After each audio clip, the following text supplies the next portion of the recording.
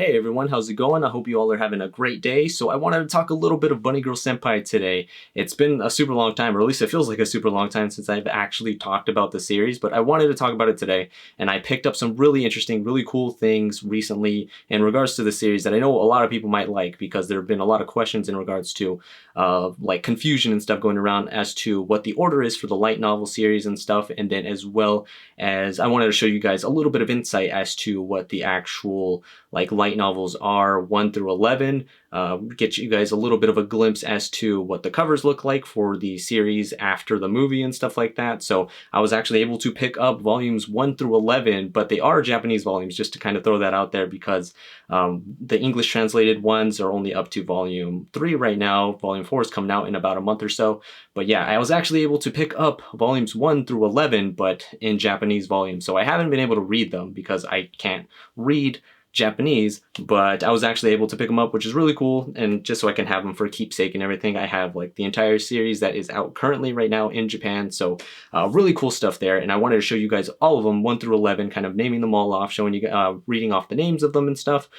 We all know really a lot about 1 through 7 because that stuff covered the stuff that happened in the anime. So season 1 of the anime, and then 6 and 7 cover the actual movie. So Rascal Does Not Dream of a Dreaming Girl. But so what I was going to do is pretty much just show you guys all the light novels that I have, and then kind of say the names of them and stuff. And then once I get to volume 8, 9, 10, and 11, I was actually going to kind of go a little bit slower and show you guys just a little bit of peeks maybe into the book actually itself, and then as well as read off the synopsises, like the actual summaries for some of the series, just to get you guys a little bit of a good idea as to what these actual stories are going to be about in those actual light novels after the movie and stuff. So one thing I wanted to mention before we do get started is that the Japanese light novels are really small compared to the English translated ones that we do get over here. So it's really weird, and I thought it was odd, and I thought it was like not real at first, but I was like, oh, okay, I guess this is just how they put them out in Japan and everything. So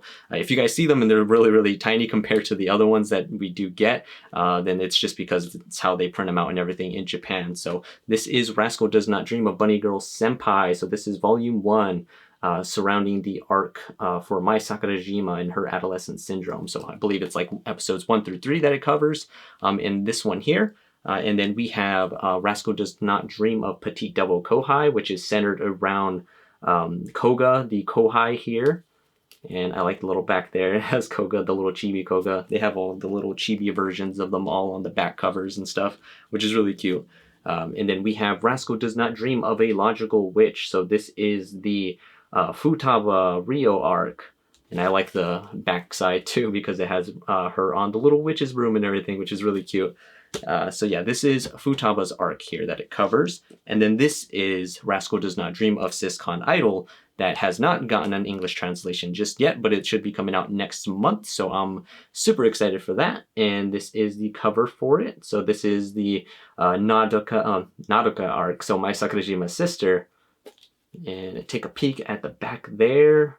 So yep, so Naruka's arc is coming up really soon on the English version at least. And this is the cover for it for the Japanese volume. And then this next one, the next one that comes out after that is going to be the Kaite Arc. So this is Rascal Does Not Dream of a House-Sitting Sister. So Kaite's arc, of course, the one that just made me cry a whole bunch and everything because of the stuff that happens with her and with Sakata and everything. It's a really, really great arc that we have there, a little story arc with her. So yeah, looking good there. And then we go on to the volumes that cover the stuff in the movie. So Kaite's arc was like the last little arc within season 1. And this is Rascal Does Not Dream of a Dreaming Girl. So this is volume 6. That covers like the first part of the movie itself. And here's the back side here. You get to see a little chibi Shoko. And okay, so we can go on to the next one. So this is volume 7. Volume 7, which is Rascal Does Not Dream of a Girl Who Experienced Love for the First Time. So we get more of Shoko here, the latter part of the actual movie itself that we get to see. So looking cool there. This stuff is eventually going to come out in English versions and stuff in the US and everything, or just the English versions in general. And then now we're going to move on to the actual volume 8, 9, 10, and 11. So the stuff that covers the content after the movie and everything, which is super exciting. And I know a lot of people probably want to hear a lot about that stuff. All right, so volume 8. So this is Rascal Does Not Dream of a Sister on an Outing. So if you see on the cover here, that is Kaite. And if you take a little peek at the back here, that is Chibi Kaite. So this is centered around more so of her and a little bit more of her story within the actual series itself. And I'll go ahead and read off the synopsis for you guys on this actual light novel volume. December, when I wished for the future of my first love. Shoko had passed, and before I knew it, Sakuta was in the 3rd semester of his 2nd year of high school. While Mai, a 3rd-year student at Minagahara High School, are running out of student life, Sakuta's younger sister, Kaide, who has loved her house for many years, reveals her heart that has never been revealed to anybody before. I want to go to high school, to the one that my brother's going to. That is a big decision for Kaide. Sakuta gently pushes Kaide's back, knowing that it is an extremely difficult choice. Kaide receives the feelings entrusted from Kaide and takes a step forward to the future. Alright, so really cool stuff there. We get to see a little bit more of Kaide, and she's on her way to high school, so that's really cool to see. We get to see her possibly interact with Sakuta, in possibly going into his 3rd year of high school, and then her going into high school itself, and seeing possibly them interact, or just seeing how Kaide kind of fits into like the social structure of school and everything, because she's so used to just being home all the time now since of all the stuff that happened with her adolescent syndrome and everything. So getting to see her out and about and like in school and everything is going to be really interesting to see for sure. But I definitely wanted to show you guys this picture here that is within this actual light novel itself. So it is a picture of Sakuta, or I think it's, yeah, Mai, and it is Kaide, a couple of pictures of Kaide. So here you guys go. Take a quick peek at that. So you have Mai Sakurajima, then you have Kaide here, and then another picture of Kaide. I'm hoping you all can see that. But yeah, really cool. I love this volume. It looks really nice, and of course it's giving us some new content in regards to Kaide and everything, and just further along in the story itself that we haven't really dived into yet, or at least I haven't, and I know a lot of other people probably haven't either. So let's move on to volume 9. So this is Rascal Does Not Dream of a Girl with a Leather Backpack. So if you see here, this is a girl here that looks a lot like Mai, but she looks a little small, doesn't she? And if you take a peek at the back, then you get a little bit of an even more chibi version of that Mai there, or at least that Mai lookalike. And I'll go ahead and read off the synopsis for this one here. In March, there is 1 month left for the 3rd semester. The day of Mai's graduation ceremony has finally arrived. Uncle Dare, in front of Sakuta, who was waiting for Mai on the coast of Shichirigahama, an elementary school student who looked exactly like Mai when she was a child, appeared. On the other hand, since the case of Kaide, separately a phone call from Sakuta's father who had lived ... I'm talking about my mother, but she said that she wanted to see Kaide. That was because she couldn't accept what happened to Kaide and received a wish from her mother, who had been in the hospital for a long time. Family Ties, a harbinger of a new adolescent syndrome, and the 9th series of this show that is rapidly developing. Alright, so that one sounds really interesting too. We got the little mini version of Mai apparently there. I'm not entirely sure how that happened, or if that's some kind of thing that's stemming from an adolescent syndrome that somebody's going through. There's been some kind of rumors around, or some people in talks about thinking that she is actually like Mai and Sakuta's kid from the future or something like that, or something in regards to it. So some kind of manifestation of Mai and Sakuta becomes this tiny little Mai that we end up seeing. And we'll get to find out hopefully in this actual volume when it does get translated. But I wanted to show you guys this actual long picture that is within this volume as well. So I'm hoping you guys all can see this. So it's some cool pictures here of Sakuta, Mai, Koga, and just a lot of the other characters and stuff that we know and love from the series. So good stuff there. I wanted to show you all that. And the next one that we have here is the Rascal Does Not Dream of a Lost Singer. So this one, if you can see here, there's a lot of like advertisement stuff on here. In the back, it's like advertising like the DVD volume or the Blu-ray volumes and stuff like that of the actual series itself. And then there's this girl here on the front. So I just wanted to show you guys a little bit of peek of that, and then a little bit of the back too, the little chibi version of this girl that is on the front here. And I'll go ahead and read off the synopsis for you all. The unforgettable high school life is over, and Sakata and his friends become university students. One day in autumn, when I was spending new and calm days, is it really Uzuki? The appearance of Uzuki, the leader of an idol group, Sweet Barrette, is strange. That natural Uzuki is always reading the air around him. Aside from Sakata, who feels uncomfortable, no other student notices her change. Is this an encounter with an unknown adolescent syndrome? Or ... Sakata's puberty is not over yet. In a new place and meeting new people, the 10th long-awaited series that tells the beginning of a new story. Okay, so this is something that I was really excited for. This is something that I have actually heard before too, about them being in university now and getting to see Mai as a university student, Sakata as a university student. I heard there's like a tiny little time skip or something like that, maybe like a year or so for the series. And then we see them in university now, which is really, really cool. I want to see all of them a little bit older and everything. There are some pictures here that I want to show you guys too that show, I believe, Mai and some of the other characters in the series that are really, really cute and that show just a little bit of how they look now in these later volumes. So this picture right here, I'm not sure if this is Mai. It looks like Mai. I think it's her or it's that girl, the actual idol itself, but it looks like Mai, just with like maybe shorter hair or so. But yeah, she looks really, really cute, really, really pretty. But yeah, if you guys want to take another peek at that there, and then I'll go ahead and show you guys another one here that is of Sakata that gives you a little bit of a better glimpse as to how he looks now for like these later volumes. So there is Sakata there. He looks a little bit older, of course, and his hair is a little bit shorter and not as messy as it usually is. So it's really nice to see some of them in their older years now, just a little bit older now that they're in university and everything. And it is really cool because, like I said, I want to see them in university. They're not in high school anymore. They're grown-ups now going to university. Maybe they're working at different jobs or something like that. And of course, I want to learn more about the girl that's actually on the cover of the light novel itself. So the girl that is a part of the idol group Sweet Barrette. I want to learn more about her and see what kind of ties she might have to Sakata or to just the characters in general in the story itself, or just what is her role in the story itself. Why is she on the cover? Why is she important? And if we kind of get to see if she's like tied to some kind of adolescent syndrome, or if Sakata might help her with some kind of adolescent syndrome that she's dealing with right now, which would be really cool to see. So I'm really excited to see that part of it. Okay, so we are finally on to the last one. We have volume 11 here. So this is Rascal Does Not Dream of Nightingale. We have the girl on the front here with the little hat on and the skirt and everything.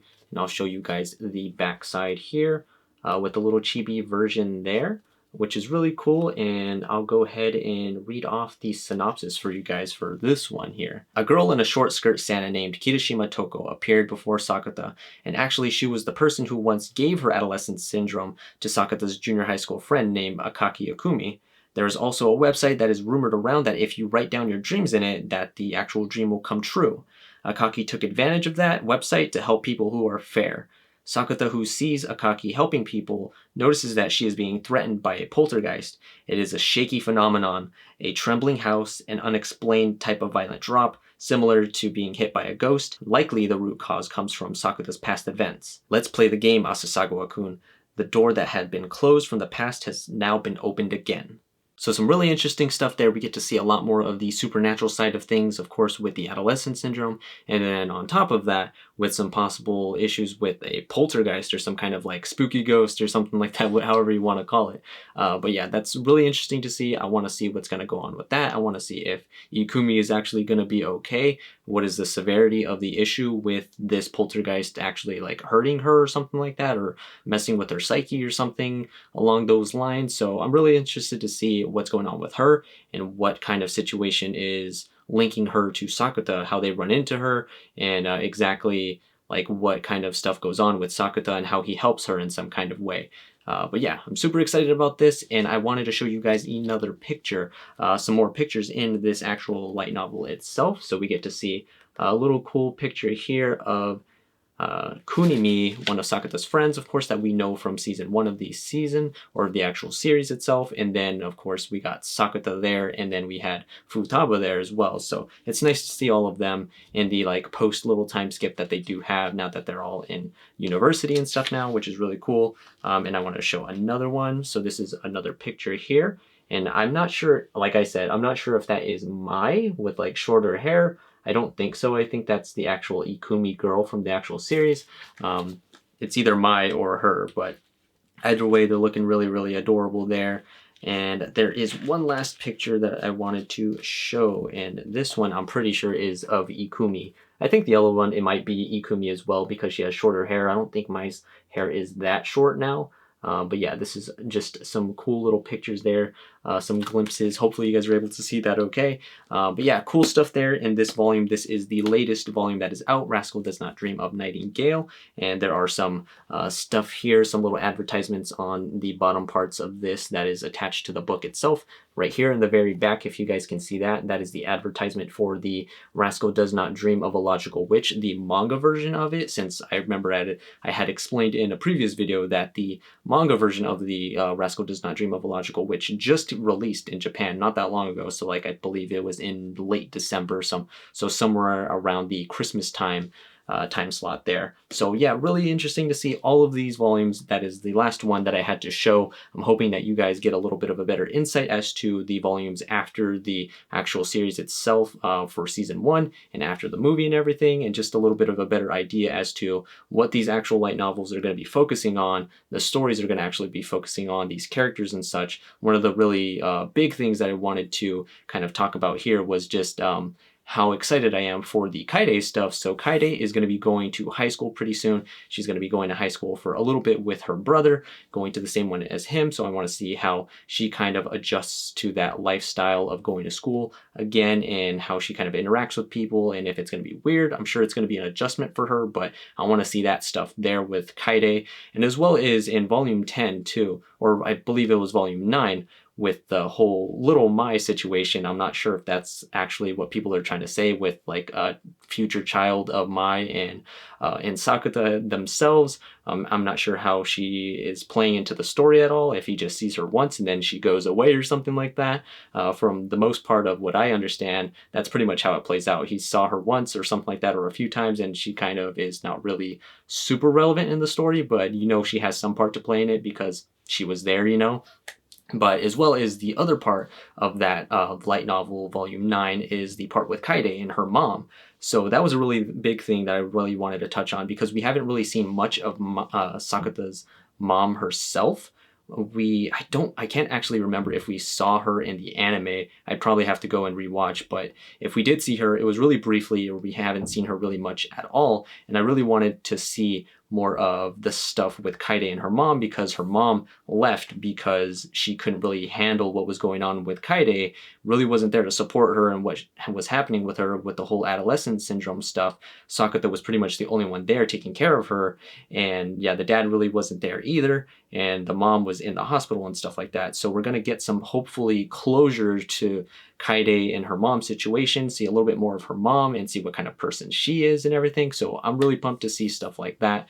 And then the stuff with the actual volume 10 with them going to university, seeing Mai's graduation and stuff like that, and then moving on to university and seeing them in that post-time skip era and everything, with them being university students, being older, being more mature. And then as well, like I just talked about, the whole stuff with Ikumi, the supernatural stuff with the ghosts and everything. But yeah, I'm just all around really excited to see what happens with the story itself. Like I said before, these are all Japanese light novels, so I can't read them right now because I can't read Japanese, but I picked them up anyways just to kind of get a little bit of a better glimpse as to what these stories are going to be about, or just to see the characters themselves and some of the pictures and everything. And it's just one more thing to kind of give me that extra push to actually study Japanese a little bit more in depth and learn how to read in Japanese, so I can actually read what's going on in these light novels and stuff, and hopefully I can provide better content and better understanding as to what's happening in these stories here. So yeah, let me know what you guys think of the light novels itself. Let me know if it actually helped you guys out, seeing all the volumes 1